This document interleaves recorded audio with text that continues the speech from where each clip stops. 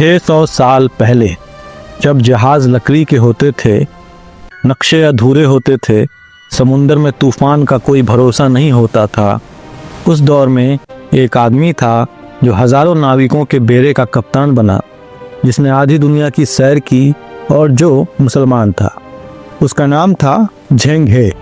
आज दुनिया में लोग Columbus, Vasco D gamma, Ibn Battuta का नाम लेते हैं, लेकिन झेंग हे का नाम कम ही लोग जानते हैं, जबकि उसके जहाज इतने बड़े थे कि कोलंबस के जहाज उसके सामने खिलौने जैसे लगे।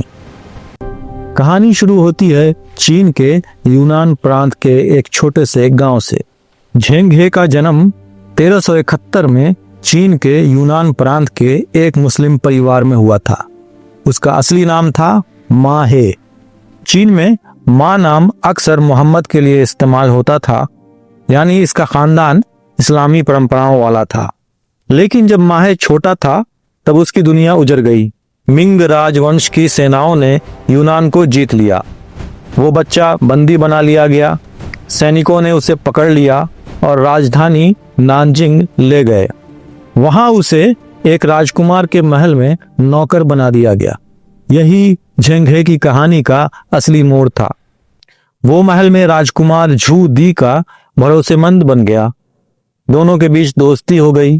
राजकुमार ने उस पर इतना भरोसा किया कि जब वो खुद सम्राट बना तो झेंग हे को दरबार में बड़ा ओहदा दे दिया।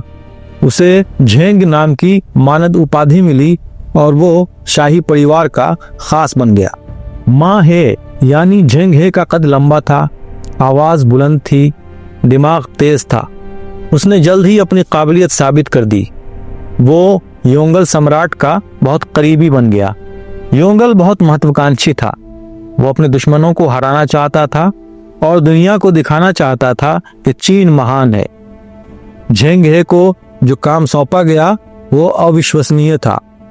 सम्राट ने उसे कहा, तुम जाओ समुंदर पार और दुनिया को बताओ चीन कौन है और उनसे दोस्ती करो। जो माने उन्हें इनाम दो, जो ना माने उन्हें डराओ। झेंग हे के नेतृत्व में बनी ट्रेजर फ्लीट यानी खजाना जहाजों का बेड़ा। ये कोई मामूली जहाज नहीं थे। इनमें से सबसे बड़े जहाज 120 मीटर से भी ज्यादा लंबे बताए जाते हैं, यानी फुटबॉल मैदान से भी बड़े। इन पर रेशम, चीनी मिट्टी के बर्तन, सोना, चांदी और शाही फरमान लदे होते थे। साथ में सैनिक होते थे। कूटनीति और ताकत दोनों का मेल। 1405 में झेंग हे पहली बार निकला। ये कोई छुट्टी पर जाने वाला सफर नहीं था, ये एक ग्रैंड एक्सपेडिशन था। उसने दक्षिणी चीन से निकलकर वियतनाम, जावा, सुमात्रा, मलक्का जो आज का मलेशिया है, वहां तक गया। फिर हिंद महासागर पार करके श्रीलंका और भारत के केरल में कालीकट तक पहुंचा। जहाजों के काफिला का नजारा देखकर लोग दंग रह जाते। कहीं दोस्ती और व्यापार की बातें होती तो कहीं सैन्य ताकत का प्रदर्शन होता। कई इलाकों के शासक ने चीन के सम्राट को ट्रिब्यूटरी यानी करदाता के रूप में मान्यता दी। लेकिन जैसा कि होता है, हर जगह फूल नहीं बरसे। श्रीलंका में स्थानीय राजा ने उसकी ताकत को चुनौती दी। झेंग हे हिचकिचाया नहीं। वो सेनापति भी था। उसने श्रीलंका के राजा को हराया, बंदी बनाया और बीजिंग ले गया, जहां सम्राट ने उसे अपनी ताकत का तमाशा दिखाया और फिर छोड़ दिया। कूटनीति में यह दिखावा जरूरी था। चीन ये बताना चाहता था कि वो दोस्ती करना चाहता है, लेकिन उसकी ताकत को हल्के में न लिया जाए। झेंग हे के जहाज सिर्फ चीनी उपहार नहीं ले जाते थे, वे वापस में कई अद्भुत चीजें भी लाते थे। अफ्रीका से जिराफ, शेर, हाथी, अरब देशों से बढ़िया घोड़े और मसाले। कहते हैं कि जब पहली बार बीजिंग में जिराफ लाया गया तो सम्राट हैरान रह गया। दरबार में उसे एक पवित्र जानवर किरीन के अवतार के तौर पर देखा गया। ये उपहार सिर्फ दिखावे के नहीं थे, ये प्राचीन ट्रिब्यूट सिस्टम का हिस्सा थे। विदेश के शासक उपहार भेजते थे, चीन उन्हें बड़े उपहार देता था और बदले में चीन की सर्वोच्चता मान ली जाती थी। झेंग हे ने 1405 से 1433 तक कुल 7 बार समुद्री यात्रा की। हर बार उसका बेड़ा और बड़ा हो जाता और उसकी मंजिल और दूर होती चली जाती। पहले दौर में वो इंडोनेशिया और भारत तक गया, फिर अरब तक गया, फिर अफ्रीका के पूर्वी तट तक गया। आज के सोमालिया और केन्या तक। उस जमाने में इतनी दूर जाना बिना आधुनिक इंजन और नेविगेशन के एक चमत्कार जैसा ही था। झेंग हे के पास सैकड़ों जहाज थे, हजारों नाविक थे, सैनिक, दुभाषीय और विद्वान। उसकी यात्राओं में न सिर्फ व्यापार बल्कि नक्शे बनाना, खगोल विद्या सीखना और दूसरे देशों की संस्कृतियों को जानना भी शामिल था। दिलचस्प बात यह है कि झेंग हे खुद मुसलमान था। उसका नाम माँ इस्लामिक उपनाम मोहम्मद से निकला। जहां भी वो जाता, अरब, भारत, पूर्वी अफ्रीका, वहां के मुसलमानों से भी मिलना होता। कुछ इतिहासकार मानते हैं कि उसकी मुस्लिम पहचान ने उसे इन इलाकों में बातचीत और कूटनीति में मदद दी।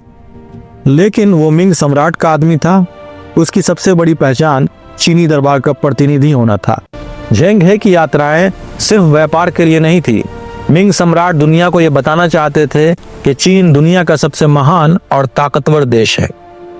ट्रिब्यूटरी सिस्टम के तहत अन्य शासक चीन के सम्राट को श्रेष्ठ मानते थे और उपहार भेजते थे। इसके बदले में उन्हें चीन के साथ व्यापार का विशेष अधिकार मिलता था। झेंग हे की यात्राएं इसी सिस्टम का प्रचार थीं, समुद्री रास्ते से चीन की महानता का संदेश फैलाना। एक बात साफ है, झेंग हे ने जिन देशों में कदम रखा वहां चीन ने कब्जा नहीं किया। हाँ, जब जरूरत पड़ी तो ताकत दिखाई। श्रीलंका में राजा को पकड़ा लेकिन उसे उपनिवेश नहीं बनाया। यह उस युग के यूरोपीय अभियान से अलग था। उस दौर में पुर्तगाली, स्पेनिश, डच उपनिवेश बनाते थे। चीन ने अपने बेरे को दिखाने, रिश्ते बनाने और व्यापार बढ़ाने तक ही सीमित रखा हुआ था। झेंग हे का बेरा अद्भुत था। जहाज लकड़ी के थे लेकिन इतने बड़े कि यूरोपीय जहाजों से कई गुना बड़े माने जाते थे। जहाजों में वाटर टाइट कंपार्टमेंट्स होते थे। अगर एक हिस्सा डूब जाए तो भी जहाज बच जाए। कंपास का इस्तेमाल आम था। चीनियों ने पहले ही इसे विकसित कर लिया था। जहाजों के नक्शे और स्टार चार्ट्स बनाए थे ताकि समुद्र में रास्ता ढूंढा जा सके। झेंग हे सिर्फ सैनिक या व्यापारी नहीं था, वो एक धार्मिक और सांस्कृतिक पुल भी था। कई जगहों पर उसने चीनी मंदिर बनवाए, खासकर तटवर्ती शहरों में जहाजियों के देवता माजो के लिए। वहीं वो मुसलमान भी था। कहते हैं भारत के केरल में कोच्चि और कालीकट के मुसलमान समुदायों से उसके अच्छे रिश्ते थे। कुछ जगहों पर यह भी माना जाता है कि उसने मस्जिदों के लिए चंदा भी दिया। झेंग हे की यात्राओं ने चीन को सीधे अरब और अफ्रीकी व्यापार से जोड़ा। वो यमन, ओमान, होर्मुज जैसे बंदरगाहों पर रुका। वहां के शासकों ने चीन को उपहार भेजे। पूर्वी अफ्रीका जैसे केन्या और सोमालिया के बंदरगाह मालिंदी और मोगादिशु तक वो पहुंचा। वहां से हाथी दांत, जिराफ, मसाले और दूसरी कीमती चीजें भी लेकर गया। झेंग हे का आखिरी सफर 1431 से 33 के बीच हुआ। वह बूढ़ा हो चला था। कहते हैं उसी आखिरी यात्रा में समुद्र में उसकी मौत हो गई।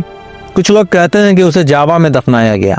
हालांकि नानजिंग में भी उसकी एक यादगारी कब्र है। असल में उसकी कब्र सिर्फ एक यादगारी प्रतीकात्मक समाधि है। असली कब्र समुद्र में खो चुकी है। 1430 के दशक के बाद चीन में सब कुछ बदल गया। योंगले सम्राट के मरने के बाद उसके उत्तराधिकारियों को ये यात्राएं फजूल लगने लगी। खजाना खर्च होता था, ये उन्हें अच्छा नहीं लगता था। चीन में कन्फ्यूशियस विद्वानों का उभार भी एक वजह थी। एक और वजह थी उत्तरी सीमा पर मंगोल खतरों का बढ़ जाना। फंड उधर चाहिए था, इसलिए शाही आदेश निकला, ट्रीजर फ्लीट बंद किया जाए। बेरे के जहाज तोड़े गए, समुद्री यात्रा पर पाबंदी लग गई। झेंग हे के बाद चीन ने समुद्र से मुंह मोड़ लिया, जिसे इतिहास में मैरीटाइम बैन कहते हैं। लेकिन उसकी यादें बची मंदिरों में, कहानियों में, पुराने नक्शों में। Malacca, Indonesia, Sri Lanka, Bharat, Africa, सब जगह उसकी यात्राओं के निशान बिखरे हुए हैं। आज भी चीन उसे अपनी मैरीटाइम सिल्क रोड की प्रेरणा मानता है। 21वीं सदी की बेल्ट एंड रोड योजना में भी चीन झेंग हे का नाम प्रमुखता से लेता है, ये बताने के लिए कि उसका इरादा व्यापार और दोस्ती का था, उपनिवेश बसाने का नहीं।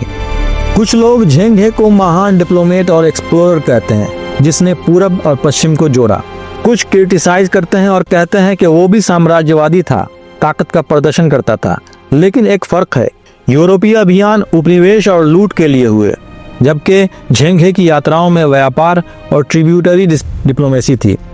लेकिन कोई भी औपनिवेशिक शासन उन्होंने कायम नहीं किया। झेंग हे की कहानी हमें ये बताती है कि 600 साल पहले भी दुनिया जुड़ी हुई थी। चीन, भारत, अरब, अफ्रीका सबका आपस में व्यापार था, धार्मिक संपर्क थे, सांस्कृतिक आदान प्रदान होता था। झेंग हे ने इस कनेक्शन को और गहरा किया। उसने समुद्र को दीवार नहीं बल्कि पुल बना दिया। यह थी महान मुस्लिम एक्सप्लोरर और एडमिरल झेंग हे की कहानी। अगर आप कुछ जानना चाहते हैं या बताना चाहते हैं तो कमेंट करके नीचे बताइए। इस वीडियो को लाइक कीजिए, शेयर कीजिए और चैनल को सब्सक्राइब कीजिए। थैंक्स।